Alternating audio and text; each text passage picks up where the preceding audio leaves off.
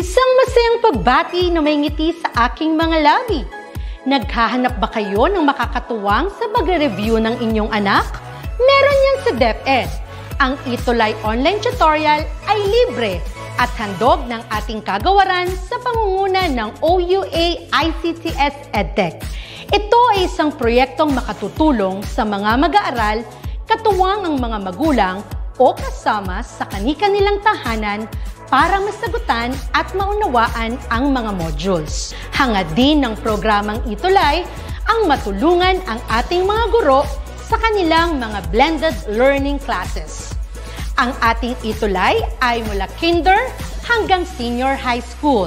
Bukod sa academics, meron din tayong mga special programs gaya ng All is Wellness, Reading and Math Remediation, Storytelling, Mommy Tech Talks, Classes sa Gramatika, Speech Class, Financial Literacy, at marami pang iba. Pinalawig din ng Itulay ang ating Alive program para sa mga mag-aaral mula grade 1 hanggang grade 3. Gayun din ay mayroon tayong ALS program at SPED tutorials na makasisigurong makakamit ng lahat ang inclusive education. May SPED hotline na rin para sa inyong mga katanungan patungkol sa special education. Kaya, subaybayan mula Lunes hanggang Biyernes, mula 9:00 ng umaga hanggang 7:00 ng gabi ang ating Itulay. Sa ating pagtutulungan, maiaangat natin ang bawat isa. Ating itutulay ang pagkatuto upang di mapigil ang pag-aaral ng kabataang Pilipino. Itulay natin ito, sulong edukalidad.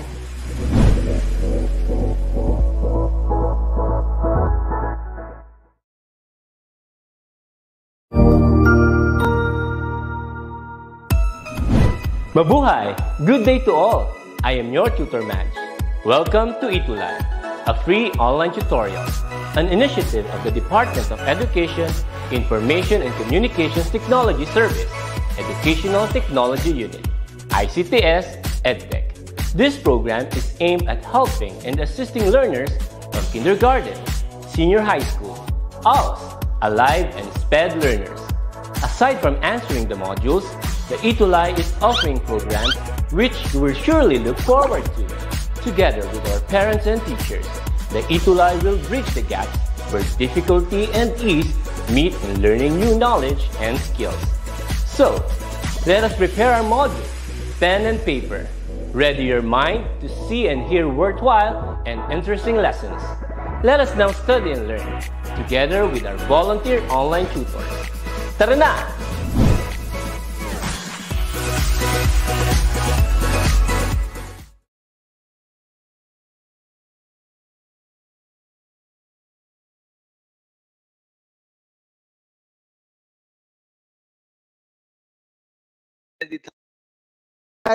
Upgrade learning sa technical drafting. Ako po si Tutor Romel, and let me help you explore the amazing world of sketches and design. Upgrade your learning today, design your tomorrow, and build your future after. Welcome po sa ating Itulay online tutorial. What's up mga ka-drafting?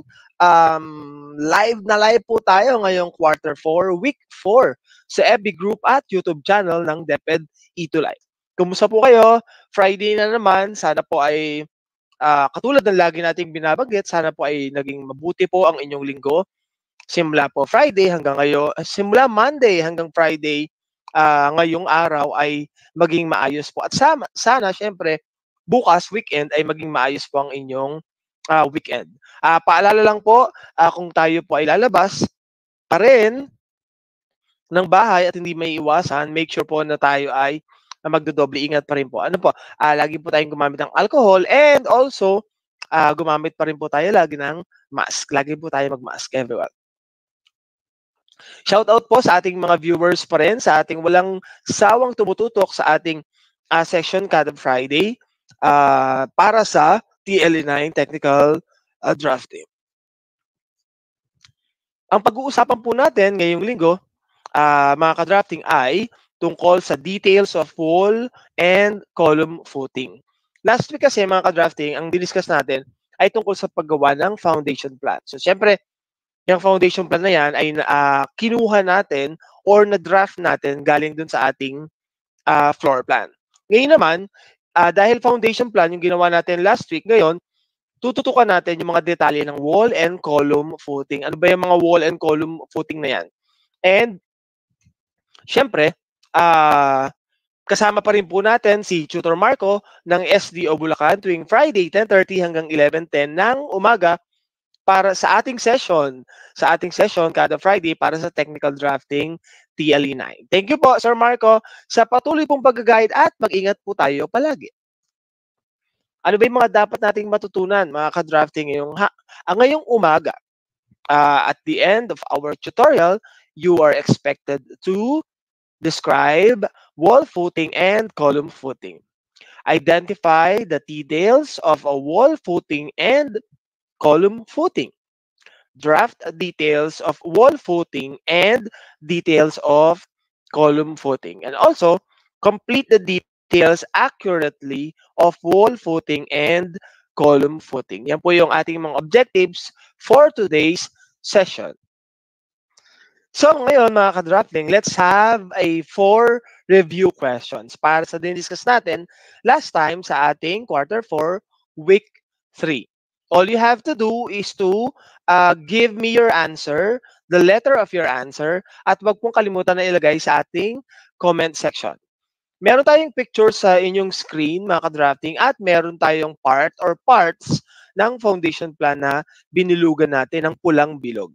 All you have to do is identify the letter kung ano yung tinutukoy na part o parte ng foundation plan. At meron kayong timer para, di ba, no, sa pagsasagot ng inyong, sa pagsagot ng ating review question. Okay po? So, review question 1/4, timer starts now. So, ilalagay nyo lang, mga ka-drafting, habang nagta-time tayo, is it letter A, B, C, D, or letter E? Lagay natin sa comment section, ha? Ayan. So, review question 1/4. If your answer is letter B, so that's correct. Letter B ang ating sagot. Yung letter B na yan refers to the details of floor construction. Yung binilugan natin ng pula. Tinutukoy dyan yung detalye ng floor construction. Included doon yung tinatawag nating reinforcements. Okay, yung mga bakal natin, mga steel bars. Okay, let's have review question 2/4. Ayan, so ganun pa rin, ilalagay yung letter ng inyong tamang sagot sa ating comment section. And your timer starts now. Huwag kalimutan na mga ka-drafting, letter A, B, C, D, or E. Yan, ano ba yung tinutukoy na yan? Ng ating pulang circle saka yung circle na oblong. And timer ends. Ano ba yan? So, yung tinutukoy na yan. If your answer is letter A, that's correct. So, yung may bilog tsaka oblong sa ating foundation plan refers to dimensions and notes. So, yung dimension, syempre, yun yung mga numerical value natin. Yung notes natin, if ever may may annotations tayo na kailangan gawin or kailangan ilagay sa ating foundation plan. Okay, let's have review question 3/4. Yan. And your timer starts now. Ganun pa rin, itutukuyan ngayon naman, mga ka-drafting, ay rectangle naman, no? Rectangle yung nilagyan, yung parte ng foundation plan na nilagyan ng red rectangle. So, timer ends. So, ang sagot ba natin ay A, B, C, D, or E? If your answer is the same with my answer, letter E. So, letter E, yung part ng foundation plan na yan na may mga red rectangle, yan ay footings for walls and columns. Okay? Next, review question 4/4. And your timer starts now. Ngayon naman, puro maliliit na circle. Ano ba yung tinutukoy niyang maliliit na circle na yan? Ng foundation plan. Okay. And timer ends.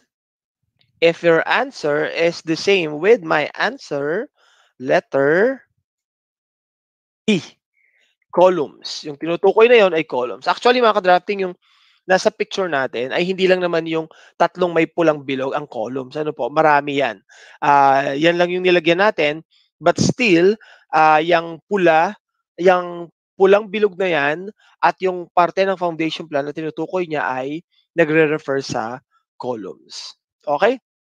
And after that, I want you to check the drawings.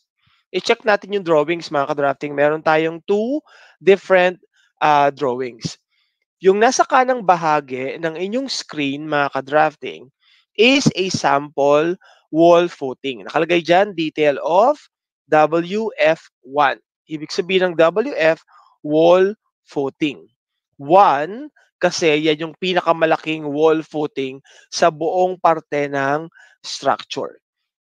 Pwedeng isa lang yung footing type or yung detail ng footing, wall footing na meron sa structure, kaya tinawag siyang 1. Pero kung meron pang mas maliit na sukat na wall footing sa buong structure, papangalanan natin siya na WF2. Pero for the meantime, since WF1 yung nasa screen natin, ito yung i-discuss natin. Sa kaliwang bahagi naman ng inyong screen, mga ka-drafting, ay yung perspective drawing. Okay, yung perspective drawing ng wall footing. Kumbaga parang realistic na picture. Makita natin na sa kanang bahagi ng picture na yan ay may bakanting part. So yun yung tinutukoy niyan, yung slab, no? Yung buhos ng sahig. Pagkatapos, sa kaliwang bahagi naman ng picture na yon ay yung parang mga hollow blocks. Okay, yung CHB natin. Yan yung wall. Tapos, yung nasa ilalim naman, yung solid na line na yan, yun yung tinatawag na footing. Footing, ibig sabihin, nakalubog siya doon sa lupa. Para siya yung magre-rest doon sa lupa, sa compacted soil, para, syempre, buhatin or magma-maintain yung magandang structure. Okay? Siya yung nagbubuhat sa buong structure. Ngayon, by checking the drawing, meron tayo dyang minarkahan ng bilog na blue, yung blue circle, tsaka yung blue oval. Mapapansin natin na yung CHB or yung concrete hollow block na naandun sa kaliwang bahagi ng inyong drawing ay kapareho ng tinatawag nating detail ng wall footing. Ibig sabihin, 3D yung nasa kaliwang bahagi, yung nasa kanan naman is parang elevation. Okay? Kung makikita natin sa elevation. At mapapansin din natin sa drawing na ang nire-represent na lang ng nasa kanang bahaging drawing ay yung mga bakal. Next natin. Ayan, meron naman tayong dalawang red circle. Yun naman yung tinatawag nating footing, mga ka-drafting.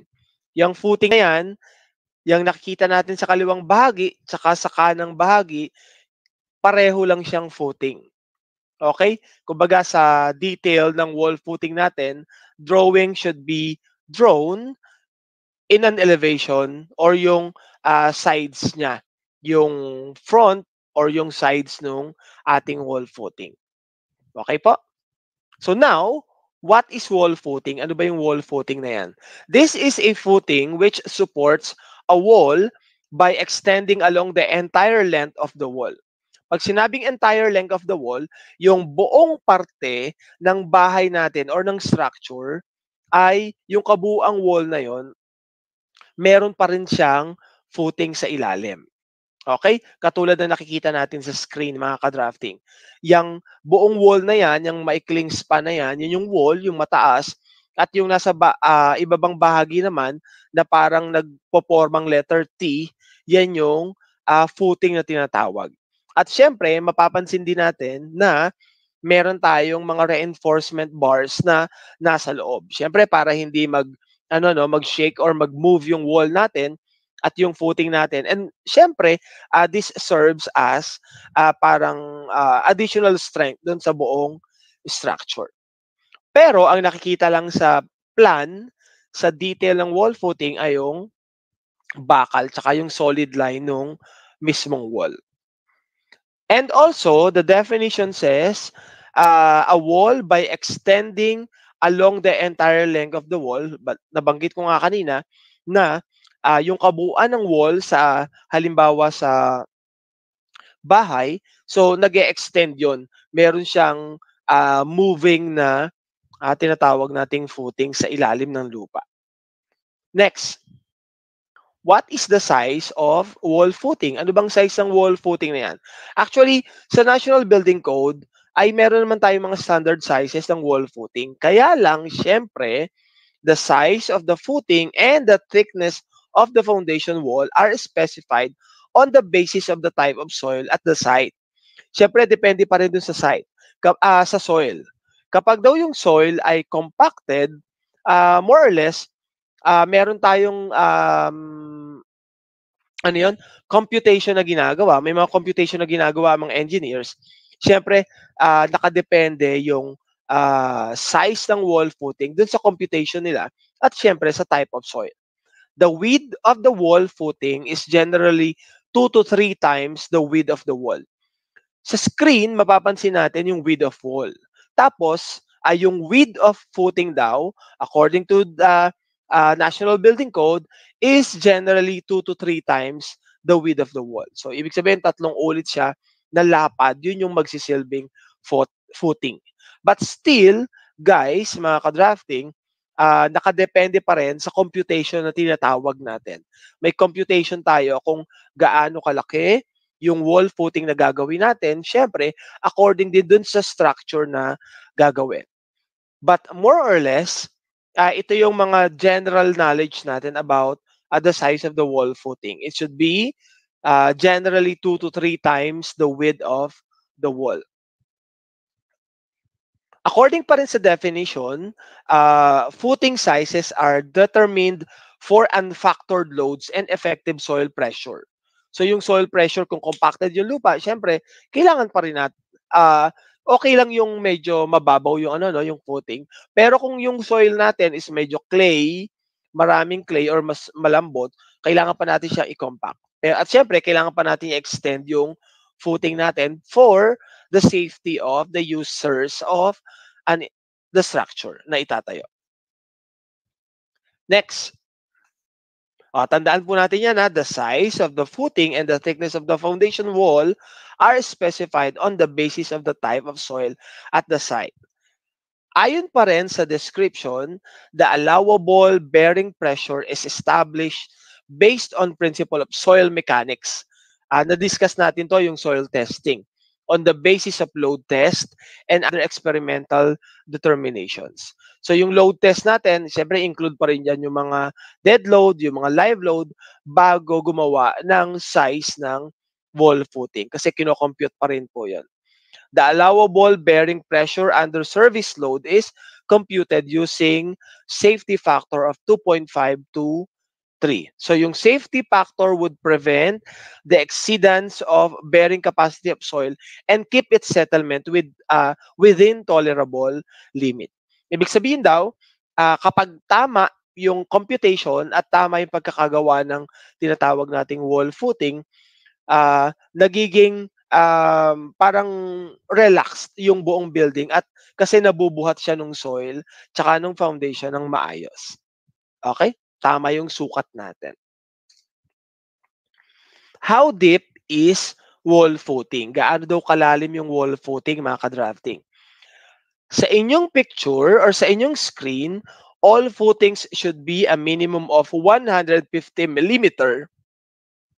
So that's 6 inch in depth with the bottom 350 to 400 millimeter ground below the ground level on moist soils.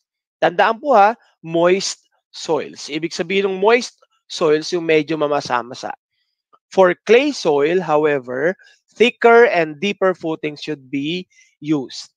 Kapag daw maklay yung soil na pagtatayuan ng structure, syempre na-test na yun, no? Na soil test na yon, pero still, yung mga lower part ng soil ay clayy pa rin, masyado maklay. So, kailangan mas malalim yung footing niya para hindi gumalaw yung buong structure. Makikita natin sa drawing na nasa screen nyo, mga ka-drafting, na yung arrow pababa, yun yung tinatawag na natural ground line. Ibig sabihin, yung NGL natin, yun yung lupa kung saan sisimulan yung paglalagay ng flooring. Okay? Yung natural ground line. So, dun magsisimula yung sukat on the basis kung gaano kalalim or kalawak yung ating wall footing. On your screen pa rin, mga ka-drafting, is a sample wall footing. Yan yung sample wall footing natin. Ano ba yung mga detalye na dapat na meron sa wall footing? Umpisahan natin. Wall footing should have the wall reinforcement assumed to be deformed high-yield steel bars. Kailangan daw kita yung kumbaga kita yung steel bars, yung pagkakalagay ng reinforcement niya. Okay? Another detail na kailangan makita sa wall footing ay yung tinatawag nating annotations, descriptions of materials, size of materials to be used, etc. Kailangan daw makita yan. Like what is being shown on your screen sa ating slide, mapapansin natin na bawat parte ng bakal na nasa detail ng wall footing natin is properly annotated and with correct descriptions. Mapapansin natin. Ayan, katulad niyan, 5-inch thick CHB with 10 millimeter in diameter bars. Ibig sabihin, identified kung gaano kalaki yung hollow blocks na ginamit, saka gaano kalaki or kataba yung tinatawag nating bakal na ginamit dun sa ating wall footing. Okay? And so on and so forth. Mapapansin natin dyan sa ating sample. Kailangan daw properly specified at correct yung annotation. Next, ano pa ba yung another detail na kailangan makita sa ating footing dimension? Wall footing dimension. Ayan, yung kulay dilaw, kailangan daw makita yung footing dimension, yung height, saka yung width ng footing dimension natin. Next, detail ng wall footing, dapat daw makikita sa detail ng wall footing yung soil description. Yang on-fill na yan, kung may tambak ba siya, or mabuhangin ba yung ilalim, or yung clay ba, tinambakan ba, compacted ba yung soil natin. Tsaka yung floor line, kailangan maipakita rin. Okay? So, guys, tingnan nating maigi, yan yung 4 na details na kailangang makita sa paggawa ng ating wall footing, sa pag-draft ng ating wall footing. Since ang pinag-uusapan natin ay detail, syempre, yung mga maliliit na parte ng wall footing, kailangan makita dun sa detail ng wall footing. Next, let us check the drawing since malinaw na tayo pagdating sa wall footing. Ngayon naman, we will be discussing the column footing. Yung una, diniscuss natin yung pader. Tsaka yung kung gaano siya kalalim na nakabaon sa lupa. Tsaka yung footing niya, gaano kalapad. Ngayon naman, mga ka-drafting, we will be discussing yung ano ba yung mga sukat na dapat na makita or gawin sa paglalagay ng column or ng mga poste. Siyempre, hindi lang wall ang may footing, no? Pati poste or yung mga columns may footing din. Ibinabaon din siya sa lupa.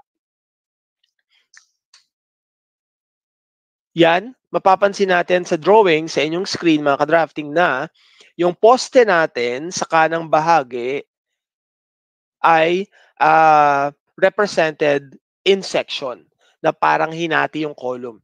Sa kaliwang bahagi naman yung screen, makikita nyo na yun yung poste na nire-represent nung nasa kanan.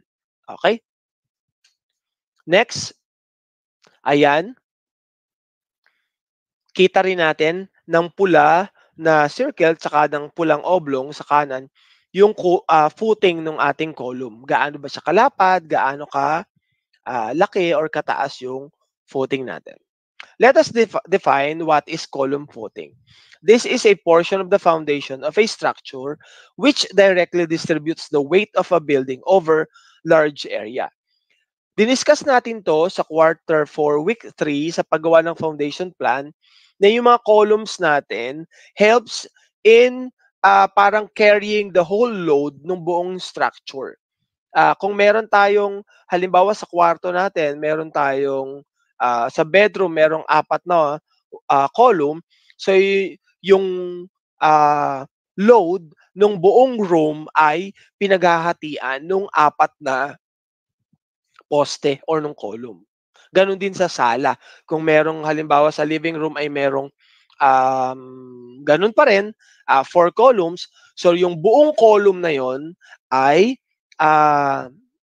yung 4 na column na yon ay binubuhat yung buong load ng buong living room. Puwera pa siyempre yung load na binubuhat ng column kung kalapit siya ng room. So dalawa yung binubuhat niya. Yung load ng living room at yung load ng bedroom. Okay? Next, what is the size of column footing? Ano bang size ng column footing natin? According to the National Building Code, for typical soils, a common 16 or 20-inch wide footing can be more than handle the relatively light weight of an ordinary house. Kapag ordinary house daw, a common 60 or 20-inch wide footing. Mapapansin natin sa drawing, mga ka-drafting, meron tayong standard footing, meron tayong wider and deeper footing over weaker soil. So yung mga weaker soil na yon can be clay, yung clay yung soil na yon. Yun yung more or less pwedeng sabihin natin na weak soil. At sa kanang bahagi naman ng picture, reinforced wide footing. Pag sinabing reinforced wide footing, merong bakal sa ilalim tsaka binhusan ng concrete. Okay? Yan yung tatlong klase ng footings natin, column footing. Kung kailangan malalim ang wall footing, gaano naman ba kalalim ang column footing? All footings should be a minimum of 150 mm in depth. Should be minimum. So ibig sabihin, kapag yung gagawin nating bahay or structure ay medyo tama lang naman yung laki, we could use the minimum depth of column footing, which is 150 mm. With the bottom 350 to 400 mm below ground level on moist soils. Ayan pa rin. Kailangan daw ay moist soils. For clay soil, however, thicker and deeper footing should be used. Okay? Next, we have the sample column footing. Yan naman yung sample column footing natin, mga ka-drafting. Mapapansin natin sa sample column footing natin ay may dalawang klase ng drawing. The first one ay yung elevation at yung nasa ilalim ay yung plan view, yung nasa top. Mapapansin natin para maipakita kung gaano daw kalapad yung footing niya at syempre maipakita yung detail sa loob, yung section part. At yung nasa gitnang bahagi, yung maliit na square, yun yung nire-represent ng column. Ano-ano ba yung mga details na dapat present sa isang column footing, mga ka-drafting? Unang-una, syempre, katulad ng sa wall footing, the column reinforcements, yung mga bakal, assumed to be deformed, high-yield steel bars. At syempre, kailangan daw may annotations pa rin, may descriptions, materials, size of materials to be used. At syempre, we have footing dimension. Kailangan daw makita yung footing dimension na yan. Na nire-represent naman ng anong kulay na yellow, no? Yung yellow na kulay ng ating rectangle.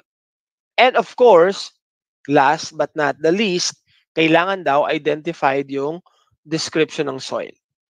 Kailangan maipakita sa ginagawang column footing naman. For strip footings, the minimum reinforcement should consist of two number 4 or 1.5 inch bars placed longitudinally and 1/2 diameter bars placed transversely at 12 centers. So, yun yung paglalagay ng ng bakal dun sa mga columns natin para pag binuhusan ng concrete, syempre hindi siya shaky kasi kapag walang bakal at ang nilagay lang natin ay purong buhos lang ng semento, ang nangyayari, possibility niya ay mag-crack or maputol yung column kasi walang parang walang spine sa loob nung poste. Yun yung bakal na tinatawag. Yun yung nagsisilbing spine para manatiling nakatayo at straight yung poste. On your screen are samples of wall and column footing. Ayan yung ginamit natin kanina. Yung pinakamalinaw na drawing na ginamit natin kanina ay nakikita sa inyong screen. Sample wall and column footing. Pero syempre guys, yung ating detail ng wall footing tsaka column footing ay nakadepende pa rin sa klase ng structure na gagawin nyo. At syempre, nakadepende pa rin siya dun sa tinatawag nating computation. Okay? Yung computation. And dahil dyan, I want to try everyone kung talagang nagets natin, kung talagang nagets natin yung diniscuss nating details ng wall footing. We have 4 item quiz na kailangan nyo sagutan and all you have to do is to identify the detail of wall footing. Ngayon, ang gagawin ko, maglalagay ako ng pulang square or rectangle dun sa drawing at i-identify nyo kung anong klaseng detail yon. Yung detail na yon is shown already, pipiliin nyo na lang. So, para hindi kayo mahirapan, guys, yung mga magsasagot, pwede nyong ilagay kung green, kung yan ba ay reinforcement or steel bars, kung blue, kung iyan ba ay definitions, descriptions, annotations, size of materials, so on and so forth. Kung ang sagot nyo naman ay footing dimension, ang ilalagay nyo sa ating comment section ay kulay yellow or orange, kulay orange. At kung ang sagot nyo naman ay soil description, ang ilalagay nyo sa ating comment section ay gray. Ulit kung ang sagot nyo ay yung nasa unang description or detail, ang isasagot nyo sa comment section ay green. Kung yung pangalawa naman, blue. Kung yung pangatlo naman, orange. At yung pang-apat ay gray.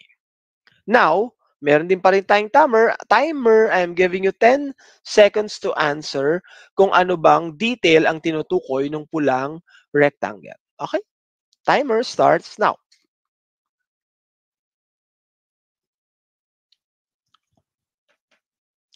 Okay, less than 5 seconds. Okay, time's up. Ano bang tinutukoy niyan? Kung ang tinutukoy natin yung mga annotations. If your answer is annotation, correct. So yung tinutukoy ng red na yon ay annotations, descriptions of materials. Next, review quiz 2 of 4. Ano ba yung tinutukoy ng rectangle na yan? Timer starts now. 5 seconds. Guys, huwag nyo kalimutang ilagay sa comment section kung green, blue, orange, or gray. If your answer is the same with me, ang answer is wall reinforcement, high-yield steel bars. So, yun yung mga bakal na pinapakita natin kapag magpe-present tayo ng detail ng wall footing. Next, we have quiz 3 of 4. And timer starts now.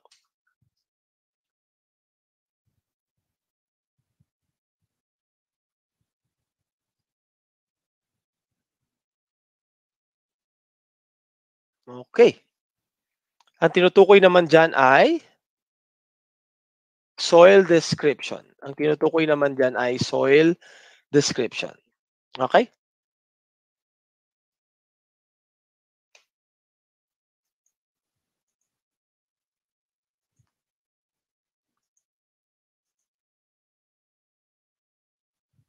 Next, quiz 4 of 4. And timer starts now.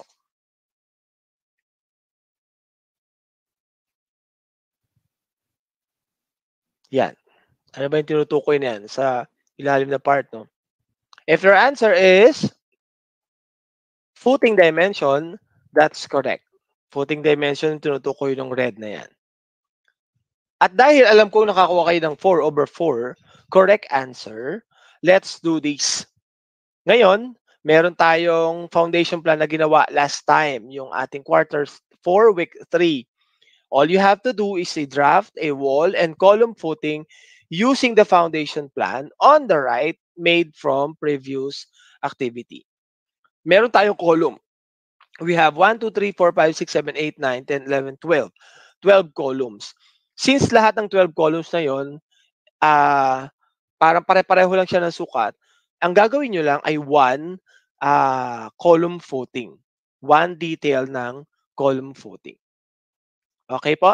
So, pag ginagawa yan pagkatapos gawin, habang ginagawa, picture tayo, tapos yung finished product nyo na wall and column footing detail, ay i-post natin sa DepEd Itulay Facebook page. At syempre, huwag nyo kalimutang itag po ako si Tutor Romel o kaya si Tutor Marco. And to generalize everything, the details present in a wall footing and a column footing are the following na naka-shown sa inyong screen. Okay? Kailangan daw present sa wall and column footing yung klase ng bakal na ginamit, yung kung anong bakal ang ginamit. Kailangan present din, nakalagay din yung concrete hollow blocks na ginamit or gagamitin dun sa pagtatayo ng structure. Kailangan kita rin yung footing dimension at kita rin yung soil description katulad ng nakikita natin sa inyong screen. Okay po?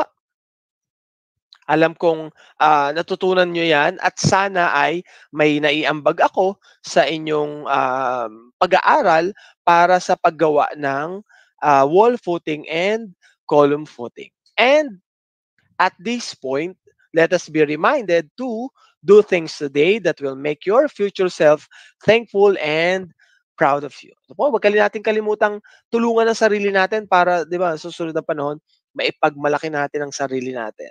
Pilitin natin at siguraduhin natin na yung medyo magagandang bagay na makakatulong sa future natin ang gagawin natin sa kasalukuyan. We would love to hear your thoughts or your feedback on how we can improve your experience. I-scan lang po natin yung QR code and i-fill out lang natin yung necessary details na makikita natin sa Itulay feedback form. For your comments and suggestions, email us at adtech@deped.gov.ph.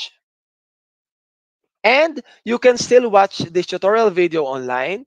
Go online and search for DepEd Itulay FB page or DepEd Itulay YouTube channel. At syempre, don't forget to like and share, guys.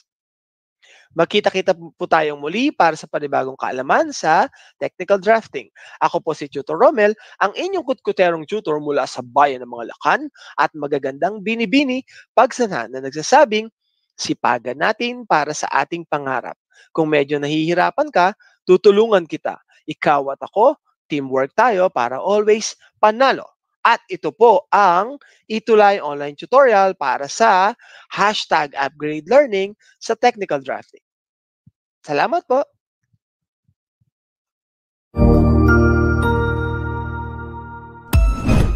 Ang husay naman!